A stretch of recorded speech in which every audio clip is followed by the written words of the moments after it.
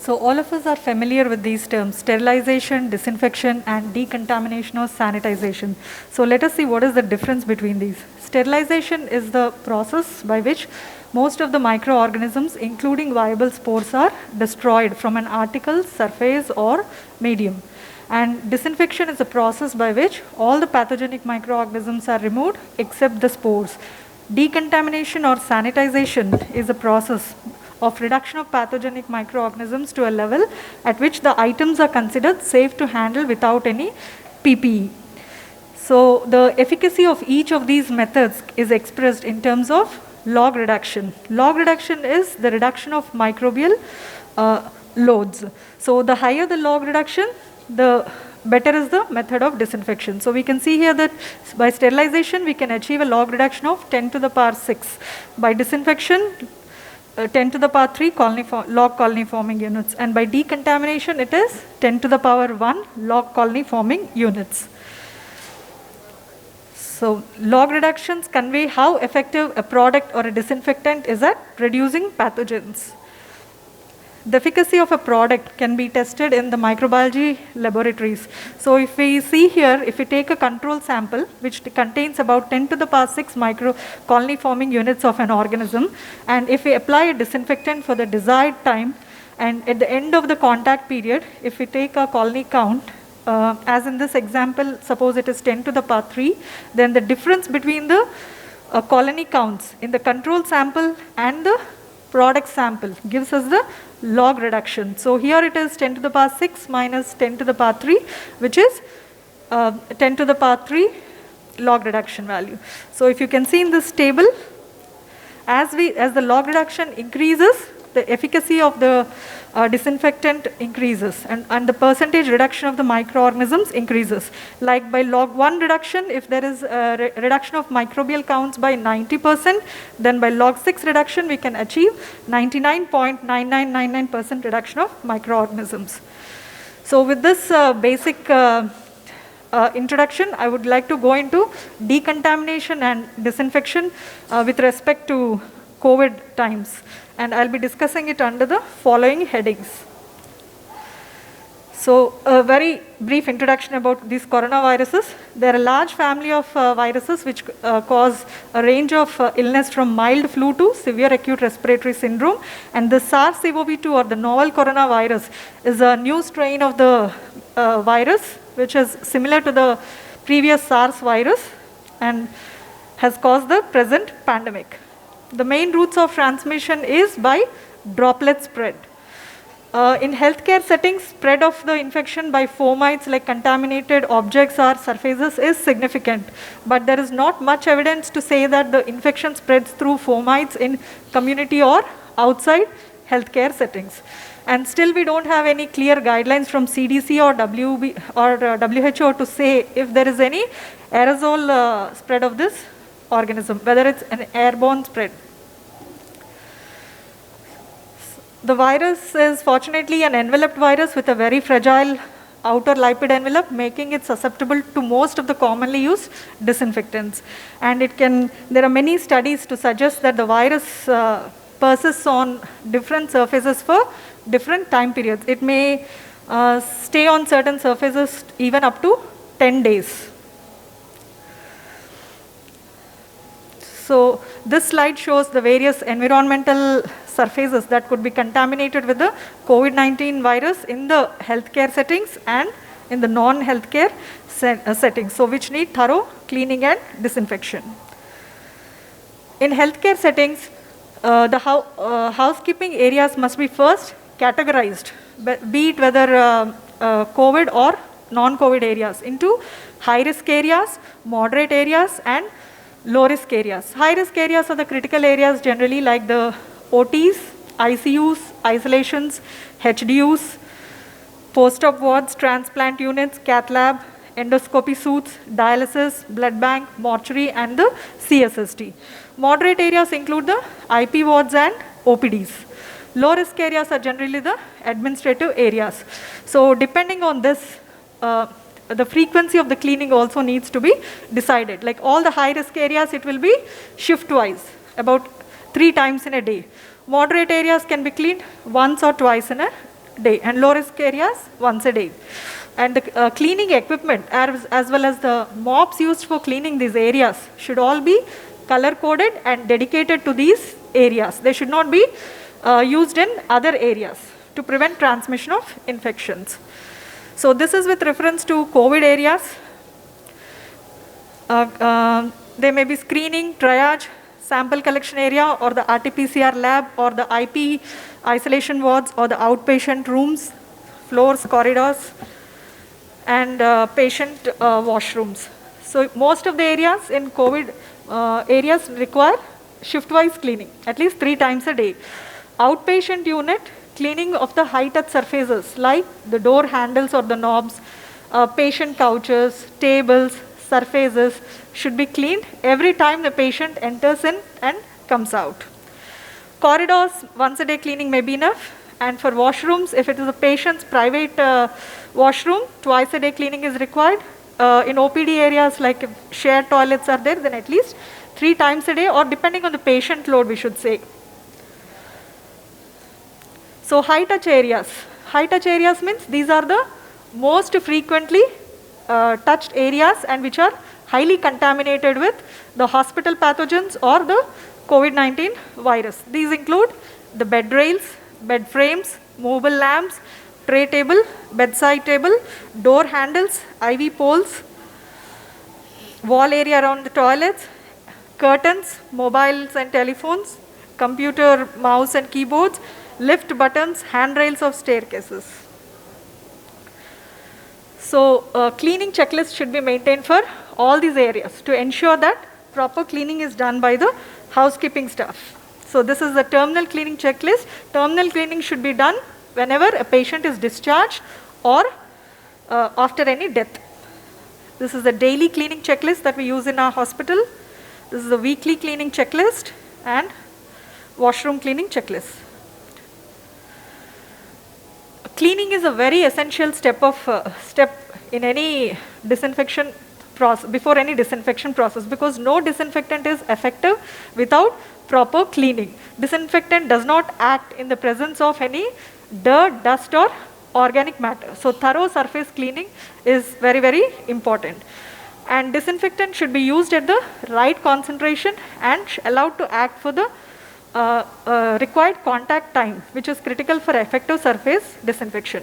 And cleaning should always progress from the least soiled, that is the cleanest, to the most soiled or the dirtiest area. Fresh cloth should be used for cleaning before each session. Soiled cloth should be properly cleaned and dried before next use.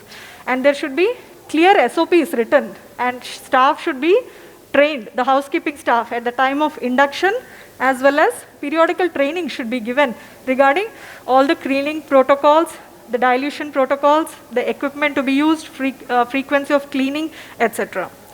And equipment used for this COVID isolation areas should be dedicated, color coded, and it should not be taken out of these areas. And fresh solutions should be prepared, ideally during cleaning in each shift. Buckets should be washed with detergent, rinsed, dried, and stored to drain fully when not in use. And appropriate PPE should be worn by the housekeeping staff while doing this environmental decontamination. So as I said, cleaning is an essential first step in any disinfection process. First, dry dusting is very important, then scrubbing to remove the dirt or the dust, and mopping with water. So there are several disinfectants which can be used in hospitals, but with reference to COVID, WHO has approved these disinfectants for use against the COVID-19 and other most common hospital-acquired pathogens. So among these we have the chlorine preparations, which may be the liquid formulations like sodium hypochlorite, which is available at different concentrations like 4%, 5%, 6 and 10% concentrates. We use the 4% concentrate, or it may be solid formulations like calcium hypochlorite powder or the commonly used bleaching powder. We use a hydrogen peroxide above a concentration of 0.5% is also effective. Alcohol 70 to 90%. So we should have clearly written SOPs about the various disinfectants that we use the purpose for which we are using, and the dilution protocols. We use hydrogen peroxide for fogging and for surface cleaning of all non-COVID areas, but whereas for COVID areas, the disinfectant used is 1% sodium hypochlorite. Sodium hypochlorite at a concentration of 0.5% is enough for against COVID-19 virus or most of the other hospital-acquired pathogens. So these are the various SOPs should be available on the various cleaning agents, and these are some of the cleaning agents that we use for cleaning of washrooms, sinks, glass, and other toilet cleaners, etc. And the recommended dilutions by the manufacturer. Again, when we use disinfectants, the dilution protocols are very, very important.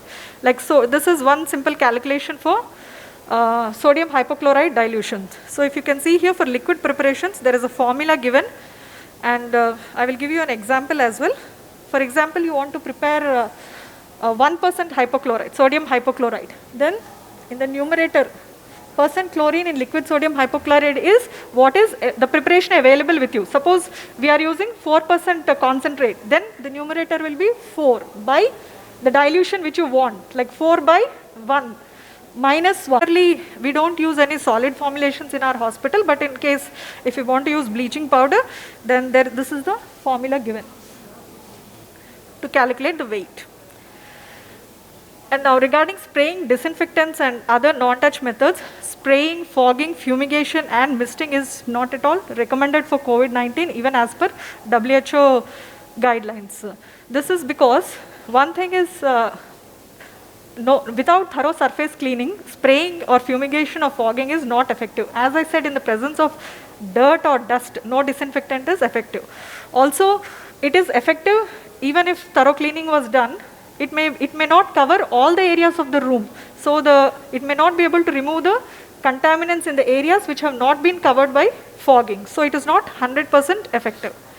There are some non-touch technologies for applying chemical disinfectants like vaporized hydrogen peroxide, UV radiation, and ozone disinfection as well. But these are costly equipment and all healthcare facilities may not have access to them, and also they can be used only in non-patient care areas because they have got some side effects. They cannot be used in the presence of patients in patient care areas.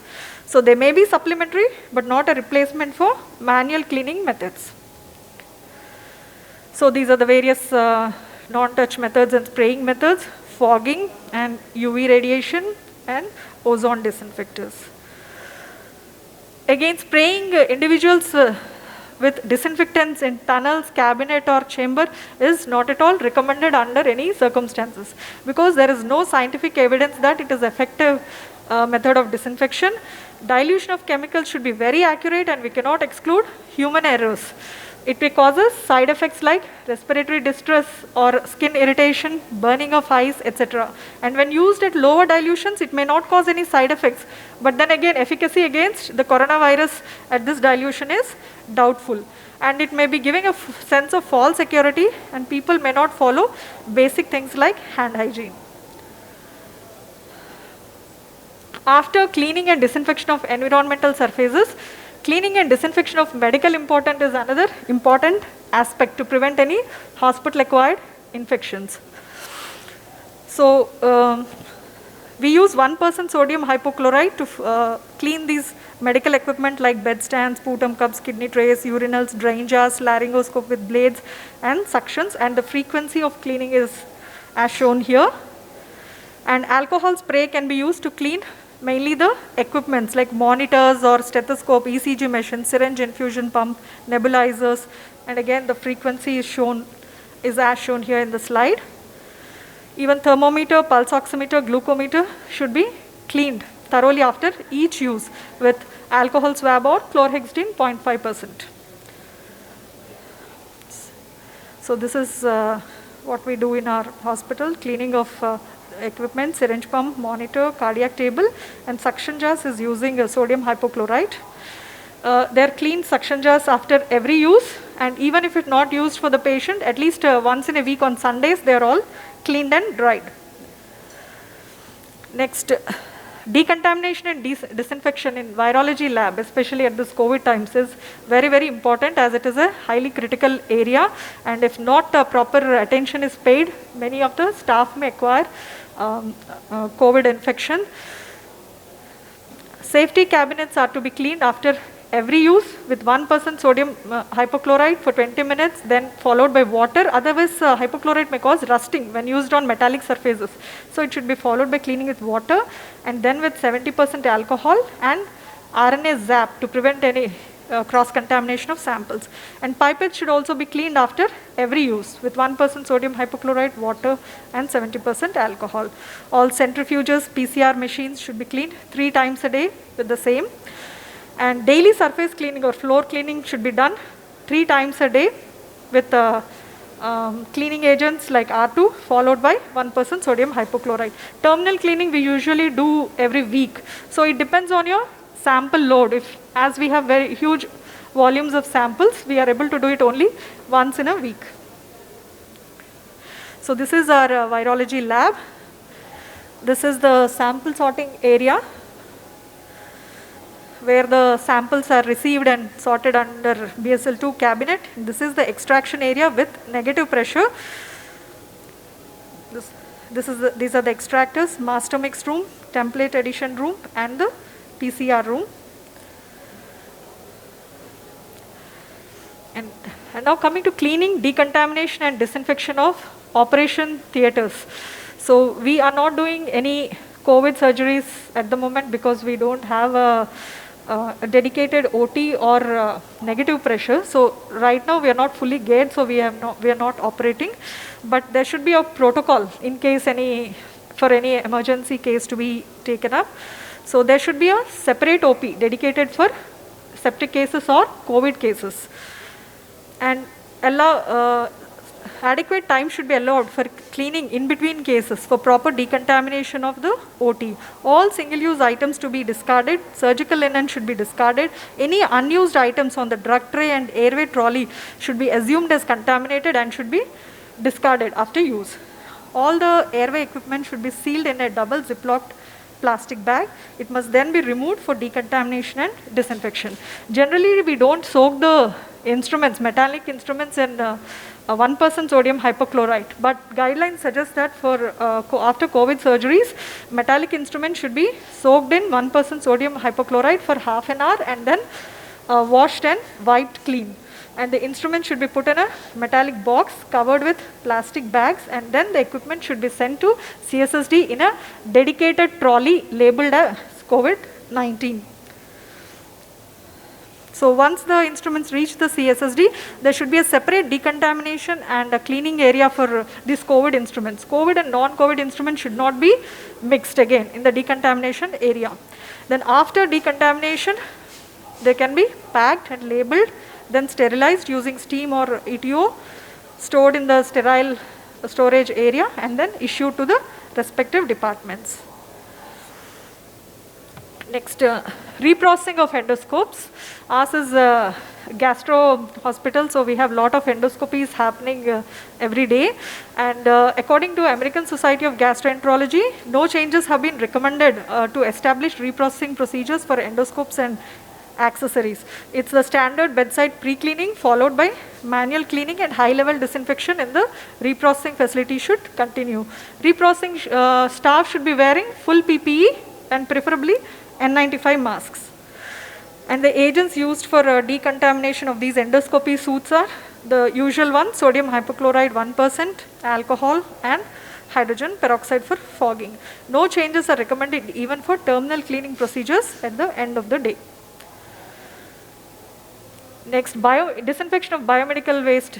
This is very, very important. Very stringent guidelines have been laid by the Central Pollution Control Board as well as the government of Telangana. And all hospitals are obliged to follow these guidelines. So segregation at the source is done initially, and we are instructed to use double covers for each of these bins now in order to prevent any leakage of material during the transport. Then when 2/3 full, the bag has to be tagged. But before that, it has to be disinfected. The contents have to be disinfected with 1% sodium hypochlorite spray, as you can see here in the picture. And then the bag is tagged and labeled with the floor and department. Then it is stored in one place on the floor, and then depending on the collection, it is we usually do collection 3 times a day, and then it's transported again in a dedicated biomedical waste trolley which is labeled as COVID-19. And this is our central storage area, and there is a separate color coded room for each biomedical waste bag. But as per guidelines now, COVID guidelines, the COVID waste should not be mixed with the non-COVID waste. So all this COVID waste is stored in again a separate area like this, and which is and all the COVID waste needs to be pre-treated by autoclaving before disposing it to the common biomedical waste treatment facility. So autoclave for biomedical waste is, the holding time is 1 hour, which is very, very important. And now the government of Telangana is asking us to enter the weight and all the biomedical waste details in a separate app as well, which has to be updated on a daily basis. Next, disinfection of reusable Ppe. The Ppe are meant to be for single use, but during pandemics like this, when there is a shortage of supplies or when the costs go up, even CDC has issued guidelines for extended use or reuse. Especially at one point of time, I think even now there was an extreme shortage of N95 masks even in the markets. So we do reuse N95 masks. We have made a policy, and the method of disinfection, there are several methods available: hot air oven, UV radiation, autoclave or steam sterilization by using alcohol spray. Among all these, the best preferred method is hot air oven. With UV radiation or autoclave or steam sterilization or alcohol spray, there is a danger of the filter piece getting damaged on repeated sterilization. And also the straps may become loose, resulting in ill fitting. So as per our policy, we reuse these N95 masks up to 3 times. We have got both hot air oven as well as UV disinfector for sterilization. Face shields and goggles can be disinfected with alcohol spray or can be cleaned with soap and detergent.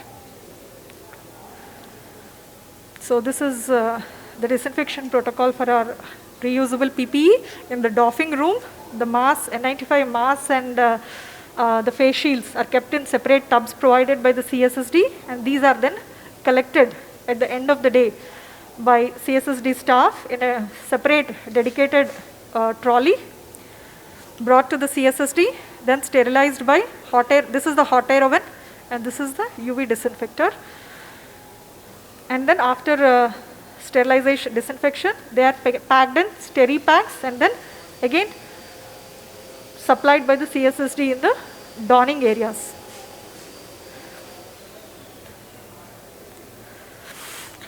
And with reference to linen, we use only disposable linen in all COVID areas. But in case if not all healthcare facilities may be prepared for this, so in such a case, we should have a clear policy on sorting of linen at the point of generation itself.